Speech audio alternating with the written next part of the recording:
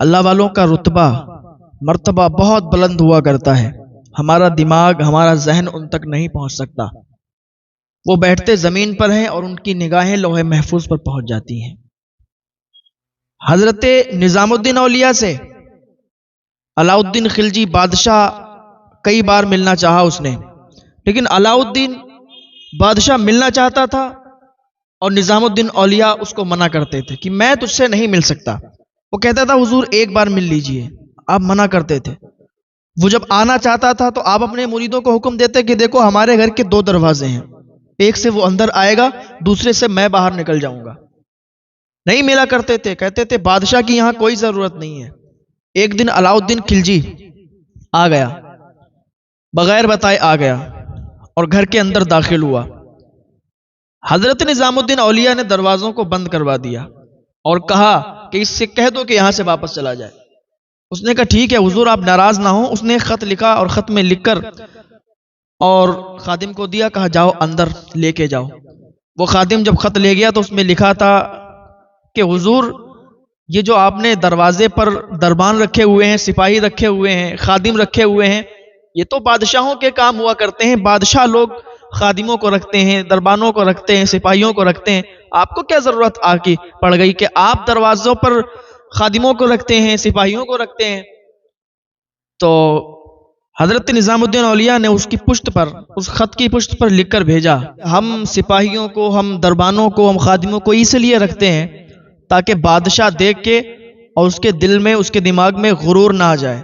بادشاہ دیکھے تو اسے غرور اور گھمنڈ نہ پیدا ہو، وہ یہ نہ سمجھے کہ میں بہت بڑا ہوں، میں بہت اعلیٰ ہوں، میرے یہاں ہی سپاہی اور خادم خدام موجود ہیں اور کسی کے سپاہی خادم نہیں۔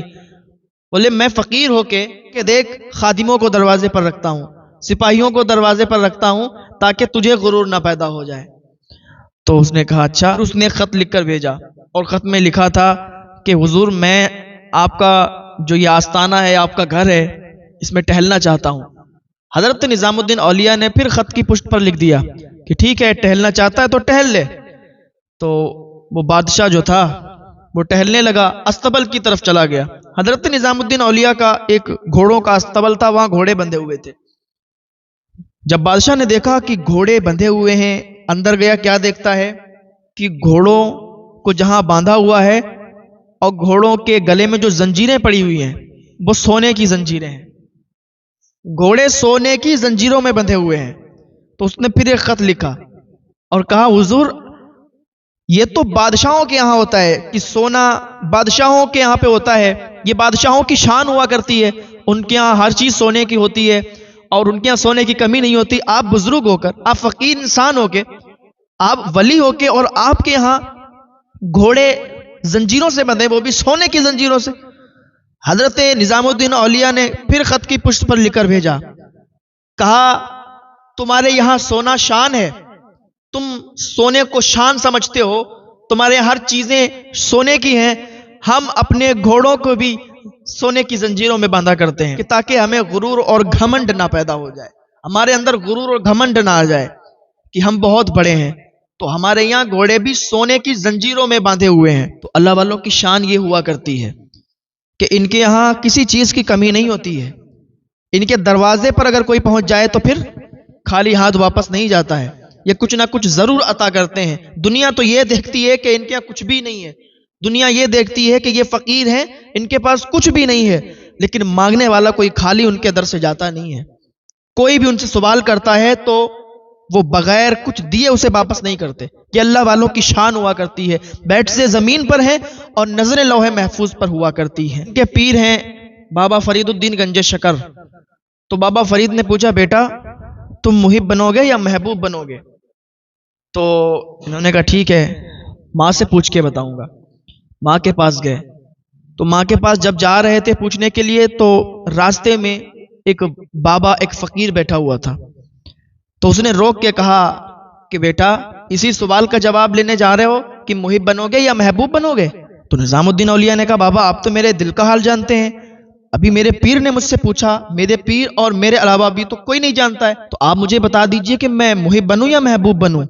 تو کہا بیٹا جا پہلے ماں سے پوچھ لے، ماں کے پاس جا رہا ہے تو ماں سے ہی پوچھ لے جا کے۔ کہا ٹھیک ہے بابا، اگر ماں نے مجھے بتا دیا تو ٹھیک ہے، نہیں بتایا تو کل یہیں پہ ملنا آپ۔ کہا ٹھیک ہے، اگر نہیں بتایا تو میں یہیں ملوں گا۔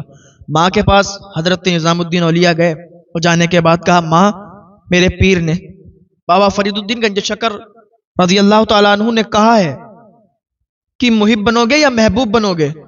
تو ماں تم ہی بتا دو میں کیا بنوں۔ ماں مجھے ایک راستے میں شخص ملا تھا، ایک فقیر، ایک بابا ملا تھا، میں اور میرے پیر کے علاوہ کوئی نہیں جانتا تھا۔ میں ماں تم سے پوچھنے کے لیے آ رہا تھا تو راستے میں انہوں نے مجھے روک لیا اور کہتے ہیں کہ یہی پوچھنے جا رہے ہو نا کہ محب بنو گے یا محبوب بنو گے؟ ماں انہوں نے تو میرے دل کا حال جان لیا۔ تو ماں نے کہا بیٹا تم جاؤ انہی سے پوچھ لو کہ محبوب بنے یا محب بنے۔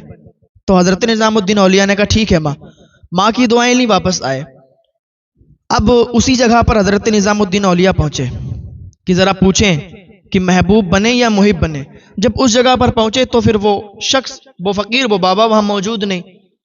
اب لوگوں سے معلوم کیا کہ یہاں پر ایک شخص، ایک بابا بیٹھا ہوا تھا جو لوگوں کے دلوں کی باتیں بتا دیتا ہے، تو وہ کہاں چلا گیا؟ لوگوں نے کہا اچھا اس بابا کی بات کرتے ہو؟ ارے وہ تو مر گیا اور اسے لوگوں نے اٹھا کے وہ دیکھو گندگی کے ڈھیر میں ڈال دیا ہے۔ تو حضرت نظام الدین اولیاء دوڑتے ہوئے ادھر گئے، دیکھا کیا وہ اس کا انتقال ہو گیا ہے اور گندگی کی ڈھیر پر پڑا ہے۔ حضرت نظام الدین اولیاء نے کہا کہ واہ بھائی، کل تو بڑی بڑی باتیں کرتے تھے کہ محب بنو گے یا محبوب بنو گے، ماں نے اگر نہیں بتایا تو ادھر ہی آ جانا، میں بتا دوں گا۔ آج میں جب تمہارے پاس آیا تو تم چلے گئے دنیا چھوڑ کے، اور چھوڑ کے ہی نہیں گئے بلکہ گندگی کی ڈھیر پہ تمہیں لوگوں نے ڈال دیا ہے۔ کیسے ہو تم نے مجھ سے وعدہ کر لیا تھا اور وعدہ نبھائے بغیر آپ دنیا سے چلے گئے، آپ نے مجھے بتایا نہیں کہ میں کیا بنوں، اب میں کس سے جا کے پوچھوں گا؟ اتنی بات کہی نا نظام الدین اولیاء نے، تو وہ شخص اٹھ کے کھڑا ہو گیا اور کہتا ہے بیٹا یہی بات تو تجھے سمجھا رہا ہوں میں کہ اگر محب بنو گے تو پھر حال یہی ہوگا کہ گندگی کے ڈھیر پہ بھی لوگ ڈال دیں گے، کوئی کچھ پوچھنے والا نہیں ہوگا، درندے نوچ نوچ کر کھائیں گے لیکن کوئی پوچھنے والا نہیں آئے گا۔ اور اگر محبوب بنو گے تو تمہاری قبر پر بھی میلے لگیں گے، اگر محبوب بنو گے تو تمہاری شان، تمہارا مرتبہ بہت اعلیٰ ہو جائے گا، محب بنو گے تو پھر اسی طریقے سے تمہارا حال ہوگا۔ حضرت نظام الدین اولیاء ماں کے پاس جاتے ہیں، ماں پوچھتی ہے بیٹا کیا بنو گے، محبوب بنو گے یا محب بنو گے؟ اس نے کیا بتایا؟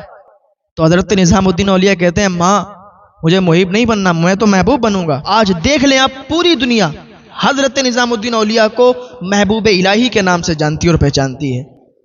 دلی میں جن کا مزار ہے تو یہ اللہ والوں کی شان ہوا کرتی ہے۔ اللہ والے بیٹھتے زمین پر ہیں، ان کی نگاہیں لوح محفوظ پر ہوا کرتی ہیں، انسان کو دیکھ کر اس کی تقدیریں بدل دیا کرتے ہیں۔ یہ اللہ والوں کی شان، اللہ والوں کو پابر ہوا کرتا ہے۔ ہم ان کے بارے میں کچھ سوچ بھی نہیں سکتے کہ ان کا مرتبہ، ان کا پاور کیا ہوتا ہے۔ ایک سامنے سے سادھارن انسان آپ کو دکھے گا کہ یہ تو سادھارن انسان ہے، یہ کیا ہے، لیکن اللہ بہتر جانتا ہے کہ وہ کتنا اعلیٰ، کتنا بڑا مرتبے کا مالک ہے، اس کا کتنا اعلیٰ مرتبہ ہے۔ السلام علیکم ناظرین، اسی طرح کے اسلامک ویڈیو دیکھنے اور سننے کے لیے ہمارے چینل کو سبسکرائب کریں۔ جزاک اللہ خیرن جزا۔ السلام علیکم ورحمۃ اللہ وبرکاتہ۔